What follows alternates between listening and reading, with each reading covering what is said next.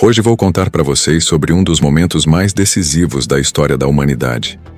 A invasão da Normandia, também conhecida como Dia D.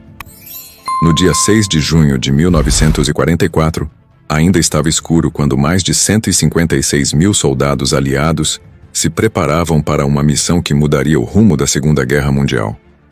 O plano era grandioso e, ao mesmo tempo, assustadoramente arriscado. Os aliados mantiveram todo o planejamento em absoluto sigilo. Eles até criaram um exército falso com tanques e aviões de borracha para enganar os alemães sobre o verdadeiro local do desembarque.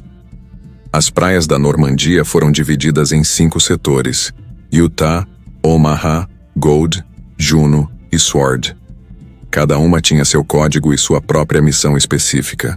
Os americanos ficaram responsáveis por Utah e Omaha, enquanto os britânicos e canadenses cuidaram das outras 3. O general Dwight Eisenhower estava no comando geral da operação. Ele sabia que as condições climáticas não eram ideais naquele dia, mas também sabia que não podiam mais esperar. Foi quando ele disse a famosa frase: "Ok, vamos em frente." Antes mesmo do amanhecer, paraquedistas foram lançados atrás das linhas inimigas. Eles tinham a missão de proteger as laterais das praias e impedir que reforços alemães chegassem até lá. Muitos desses soldados caíram longe de seus objetivos, mas mesmo assim conseguiram causar confusão entre os alemães. Quando o sol começou a nascer, iniciou-se o maior desembarque anfíbio da história. Navios de guerra bombardeavam as posições alemãs enquanto as lanchas de desembarque se aproximavam das praias. Os soldados enfrentaram não só o fogo inimigo, mas também as águas geladas e agitadas do Canal da Mancha. A praia de Omaha foi onde os aliados encontraram a maior resistência. As defesas alemãs estavam bem posicionadas e causaram muitas baixas, mas mesmo assim, os soldados continuaram avançando. Era uma demonstração impressionante de coragem e determinação. Algo que muita gente não sabe é que os aliados usaram tanques anfíbios, especialmente modificados, chamados de tanques Sherman DD. Eles podiam literalmente nadar até a praia. Infelizmente, muitos afundaram devido às ondas fortes, mas os que conseguiram chegar foram fundamentais para o sucesso da operação. A resistência francesa também teve um papel importante. Eles sabotaram linhas de comunicação, ferrovias e realizaram ataques contra tropas alemãs, dificultando a chegada de reforços inimigos às praias. Ao final daquele primeiro dia, mais de 10 mil soldados aliados foram mortos, feridos ou desapareceram. Mas uma cabeça de praia havia sido estabelecida. Era o início do fim do domínio nazista na Europa Ocidental. O que aconteceu na Normandia foi muito mais que uma batalha. Foi um momento em que pessoas de diferentes países e culturas se uniram por uma causa maior: a libertação da Europa do domínio nazista e a luta pela liberdade. Nos dias que se seguiram, mais e mais tropas e suprimentos chegaram através das praias. Em apenas uma semana, mais de 326 mil soldados, 54 mil veículos e 104 mil toneladas de suprimentos tinham desembarcado na Normandia. Os alemães tentaram contra-atacar, mas a superioridade aérea aliada e o volume de tropas e equipamentos que continuavam chegando tornaram isso impossível.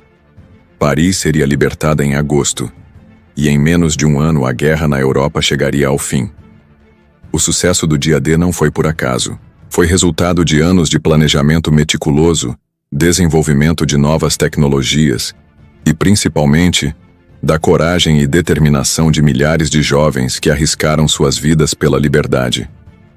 Hoje, As praias da Normandia são lugares de paz e reflexão. Memoriais e cemitérios nos lembram do sacrifício daqueles que lutaram ali. São lugares que nos fazem pensar sobre o valor da paz e a importância de preservá-la. Se você quer saber em detalhes o que aconteceu no dia D, acompanhe o vídeo até o final. Os detalhes aqui relatados irão te surpreender.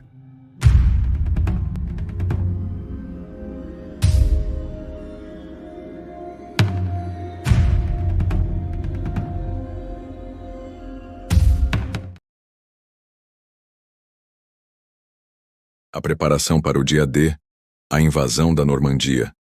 Imaginem só, mais de 150 mil soldados aliados, 5 mil navios e 11 mil aeronaves em uma operação militar sem precedentes. Mas como uma operação dessa magnitude foi planejada e mantida em segredo? Tudo começou em 1943, quando os aliados perceberam que precisavam abrir uma segunda frente na Europa Ocidental. O planejamento foi tão meticuloso que até criaram uma cidade falsa na costa inglesa para enganar os aviões de reconhecimento alemães. Os aliados usaram técnicas incríveis de inteligência. Sabiam que precisavam escolher o momento perfeito, considerando as condições da lua, da maré e do clima. Construíram portos artificiais, desenvolveram tanques anfíbios e treinaram milhares de soldados em operações de desembarque. Uma das partes mais fascinantes foi a Operação Fortitude, um plano de desinformação massivo. Criaram um exército fantasma inteiro, com tanques infláveis e equipamentos falsos, fazendo os alemães acreditarem que o ataque principal seria em Calais, não na Normandia. Os paraquedistas praticaram incansavelmente seus saltos. Os engenheiros desenvolveram equipamentos especiais como o Hedgehog, que permitia que os tanques atravessassem as praias, e os meteorologistas trabalharam dia e noite para prever as condições ideais. E não podemos esquecer da resistência francesa. Eles foram fundamentais coletando informações sobre as defesas alemãs e sabotando suas comunicações. Tudo isso enquanto mantinham o maior segredo da guerra. O nível de detalhamento era impressionante. Cada soldado recebeu mapas detalhados, fotos aéreas e até mesmo guias sobre costumes franceses. Eles pensaram em tudo, desde como lidar com as defesas alemãs, até como se comunicar com os civis locais. Esta preparação meticulosa foi crucial para o sucesso do dia D, que acabou mudando o rumo da guerra. Preparem-se para conhecer a Operação Fortitude, um plano tão genial que mudou o rumo da história. Imaginem só, é 1944. E os aliados precisavam desembarcar na França para derrotar a Alemanha nazista. Mas como enganar um dos exércitos mais poderosos do mundo sobre o local exato do desembarque? A resposta está na Operação Fortitude, um verdadeiro show de ilusionismo em escala militar.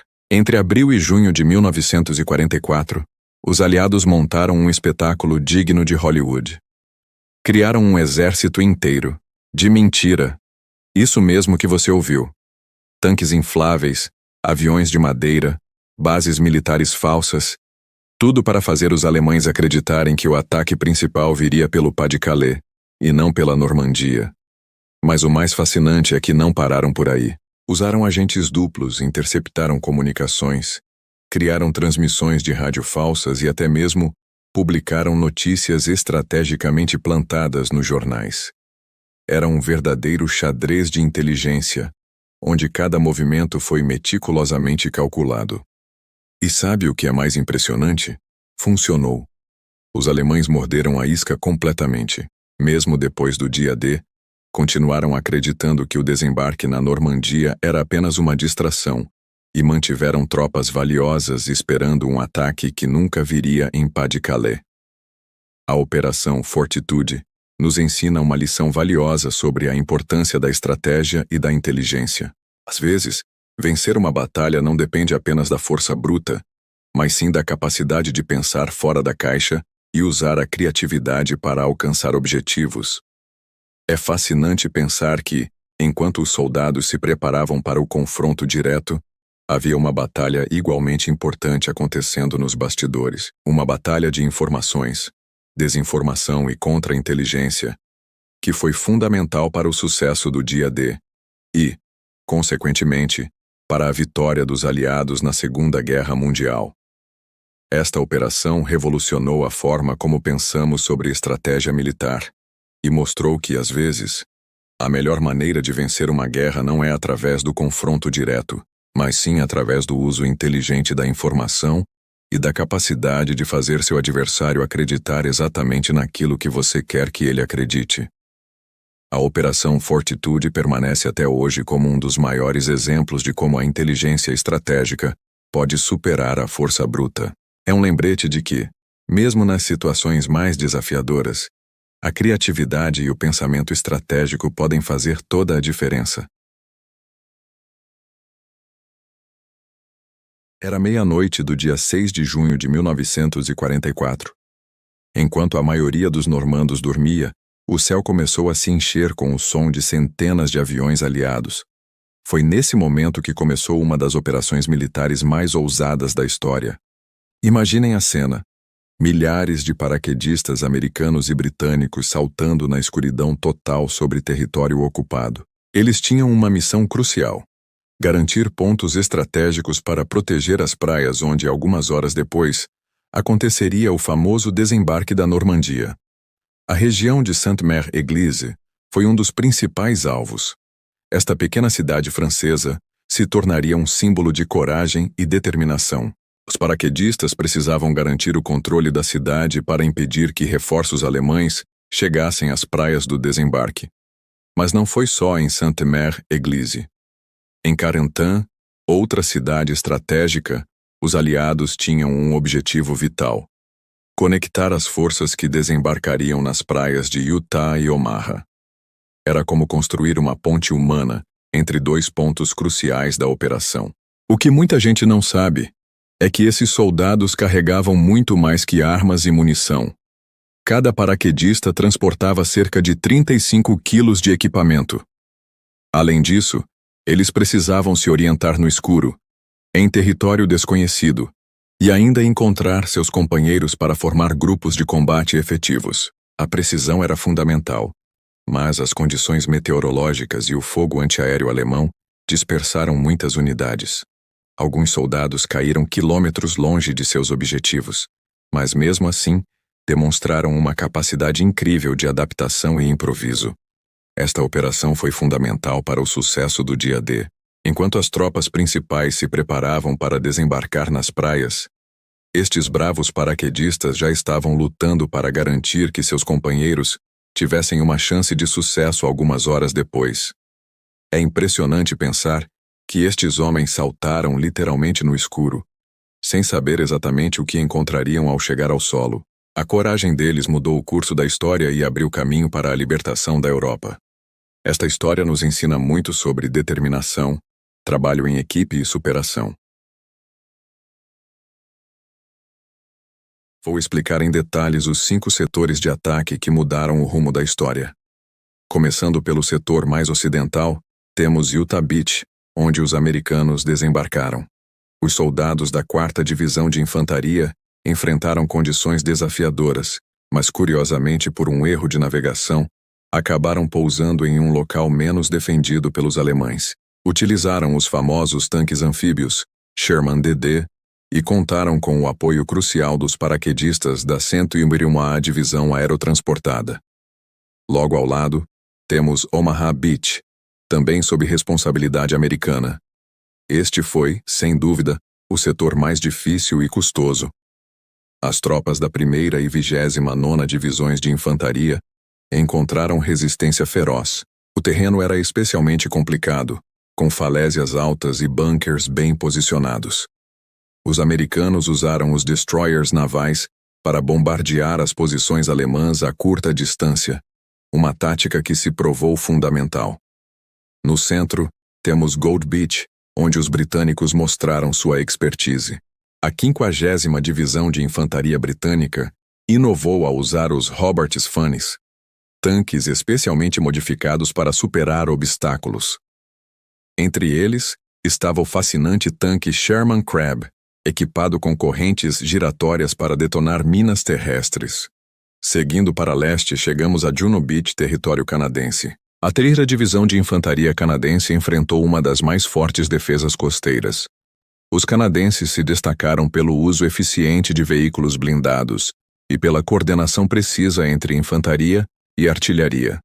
Uma curiosidade interessante é que foram os únicos a atingir seus objetivos do dia D no tempo previsto. Por fim, temos Sword Beach, novamente sob comando britânico. A 3ª Divisão de Infantaria Britânica tinha uma missão especial: avançar rapidamente para fazer conexão com as tropas aerotransportadas que haviam pousado durante a noite. Os britânicos utilizaram lanchas de desembarque especiais e contaram com o apoio dos comandos, unidades de elite treinadas para operações especiais. Cada setor enfrentou desafios únicos. Os americanos em Utah e Omaha tiveram que lidar com as poderosas defesas do Atlantic Wall. Os britânicos em Gold e Sword precisaram superar campos minados extensivos. Os canadenses em Juno enfrentaram forte resistência urbana nas vilas costeiras. O material bélico variava entre as forças. Os americanos confiavam muito nos tanques Sherman e nas lanchas Higgins. Os britânicos trouxeram inovações como os tanques Churchill e os diversos Funnies. Os canadenses combinaram equipamentos britânicos e americanos, criando uma força versátil. As condições meteorológicas afetaram todos os setores. O mar agitado causou enjoo nas tropas e dificultou o desembarque dos tanques anfíbios. Muitos veículos e equipamentos foram perdidos antes mesmo de chegarem à praia. A visibilidade reduzida também complicou o bombardeio aéreo preliminar. Uma característica fascinante foi o uso de tecnologias inovadoras. Os britânicos desenvolveram os tanques DD, Duplex Drive, que podiam nadar até a praia. Também criaram o Pluto, Pipeline Under the Ocean, para abastecer as tropas com combustível. Os americanos contribuíram com o porto artificial Mulberry e os quebra-mares Phoenix. A logística foi um desafio imenso em todos os setores. Era necessário não apenas desembarcar tropas, mas mantê-las abastecidas. Cada setor tinha suas próprias rotas de suprimento e precisava lidar com o terreno específico da região. Os engenheiros trabalharam incansavelmente para criar rotas de acesso às praias. O sucesso da operação dependeu muito da cooperação entre as forças aliadas. Americanos, britânicos e canadenses compartilharam informações, recursos e experiências. O Comando Unificado sob Eisenhower garantiu que, apesar das diferenças de equipamento e táticas, todos trabalhassem com um objetivo comum. As praias da Normandia já testemunharam as primeiras ondas de desembarque. E agora começa uma fase crucial: a consolidação das posições conquistadas.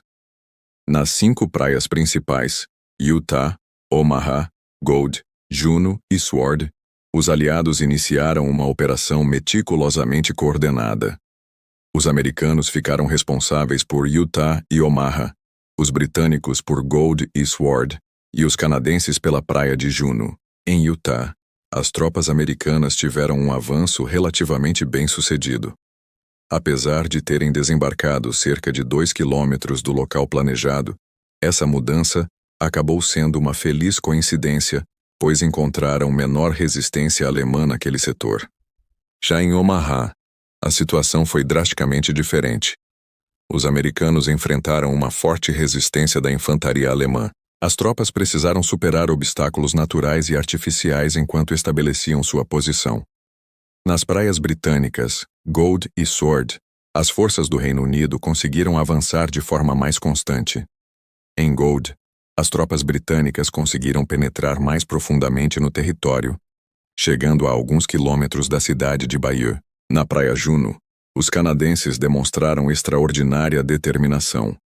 Após o desembarque inicial, conseguiram estabelecer uma sólida cabeça de praia e começaram a avançar em direção aos objetivos no interior. Durante essas primeiras horas cruciais, o apoio naval foi fundamental.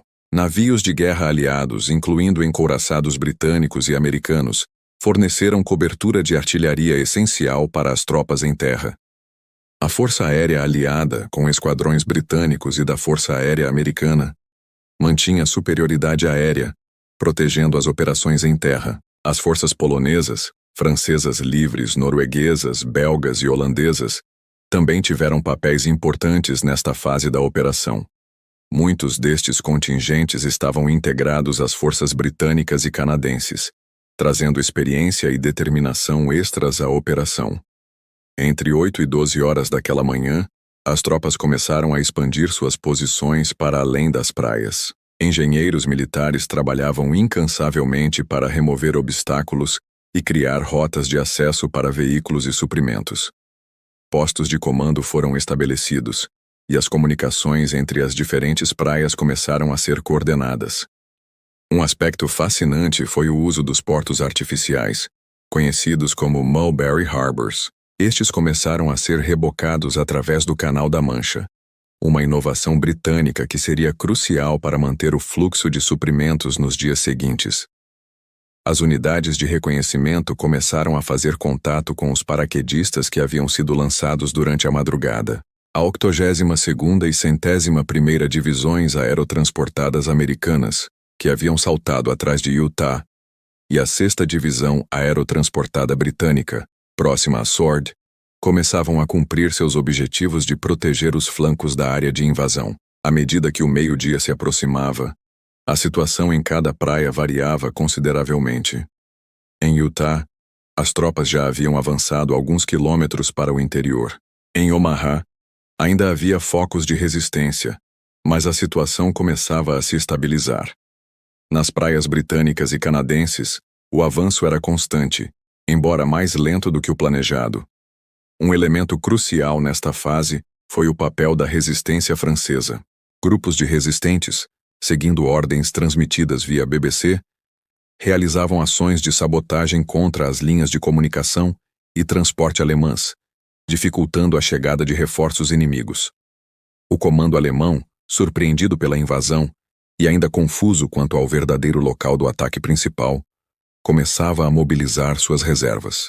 No entanto, a destruição de pontes e estradas pela resistência francesa e os ataques aéreos aliados atrasaram significativamente esta resposta.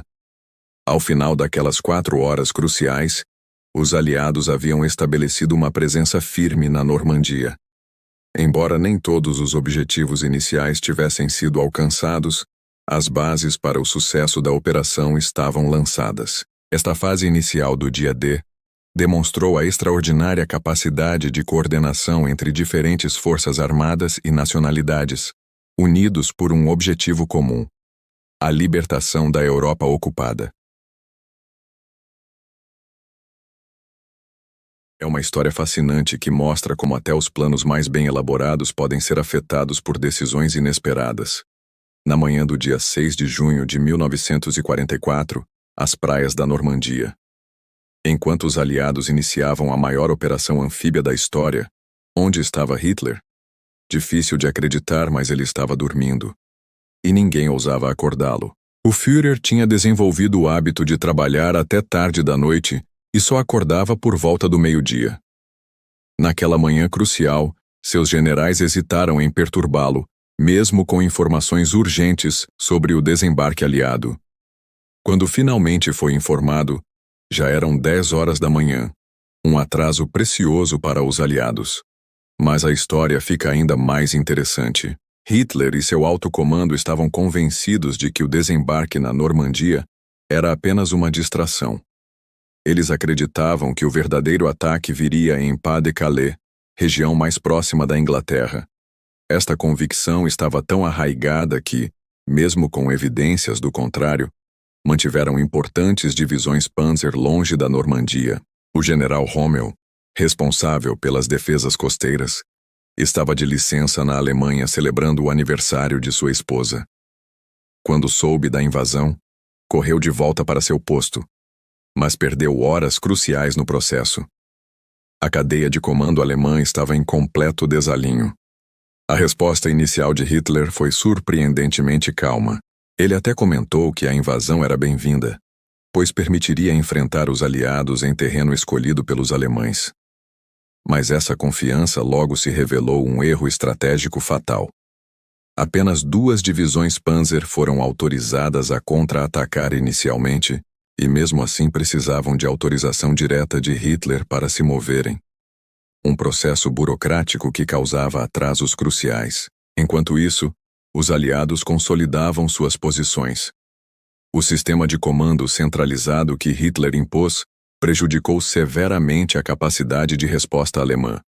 Os comandantes locais não podiam tomar decisões táticas sem aprovação superior, perdendo oportunidades valiosas de contra-ataque.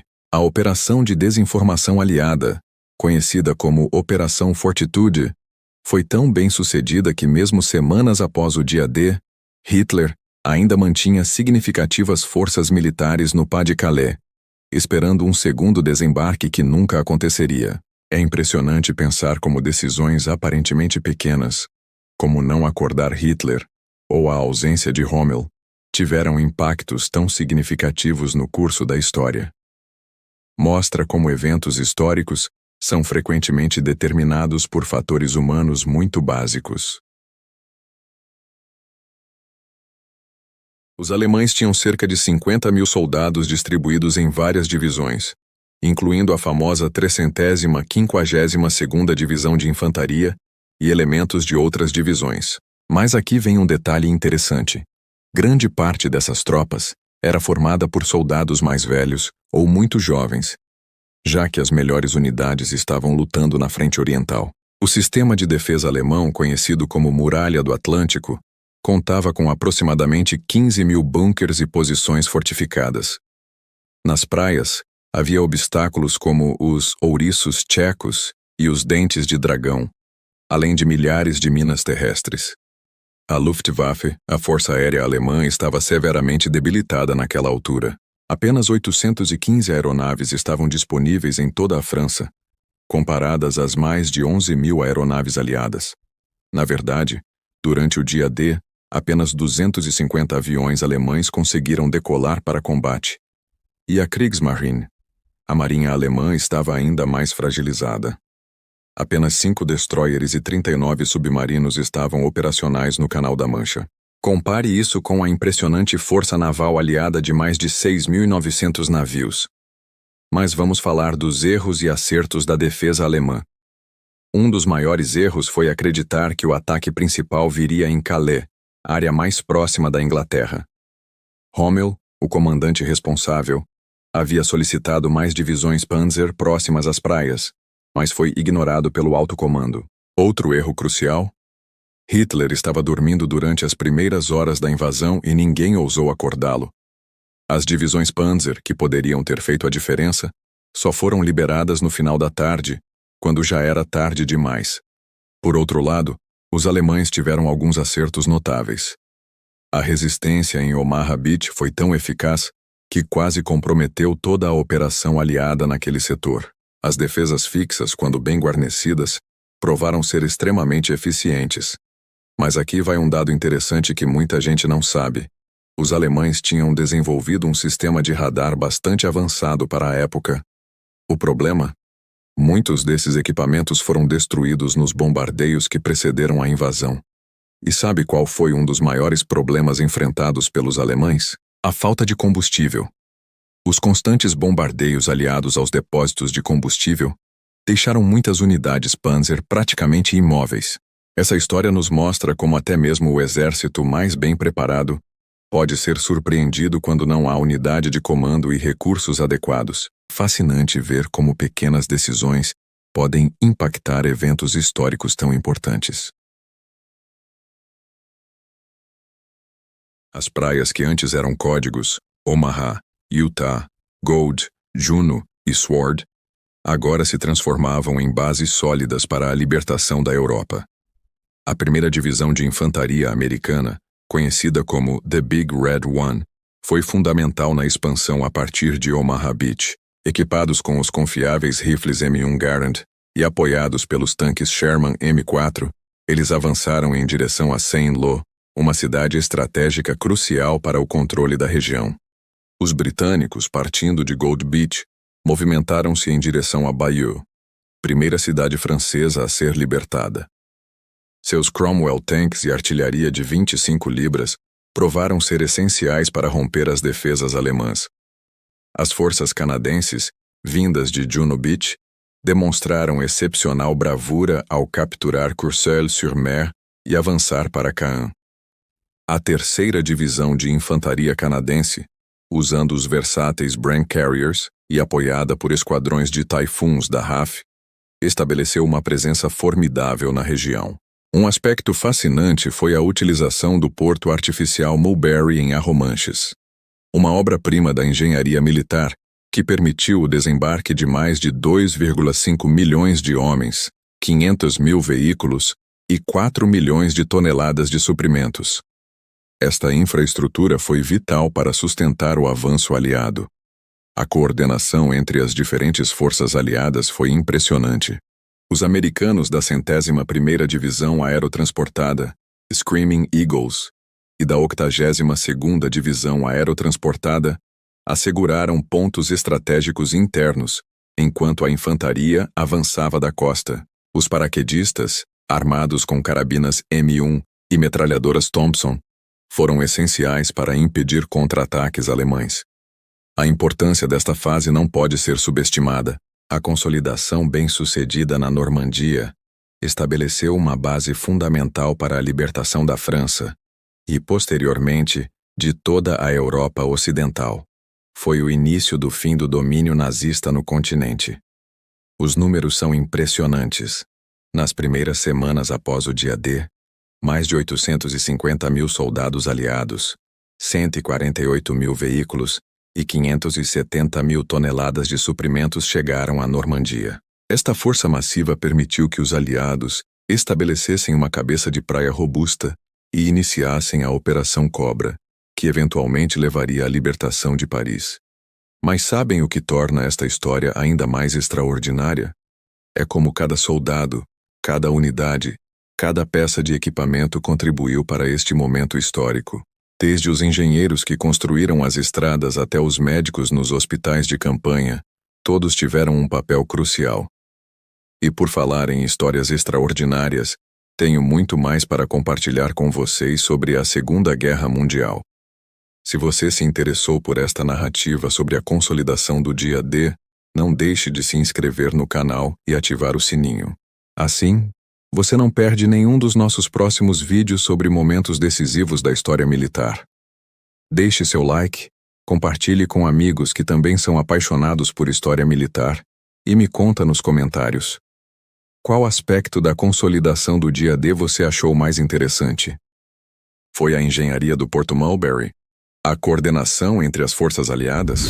Ou talvez as táticas específicas usadas em cada setor? Muito obrigado por assistir até aqui. Nos vemos no próximo vídeo com mais histórias fascinantes sobre os momentos que moldaram nosso mundo. Um grande abraço.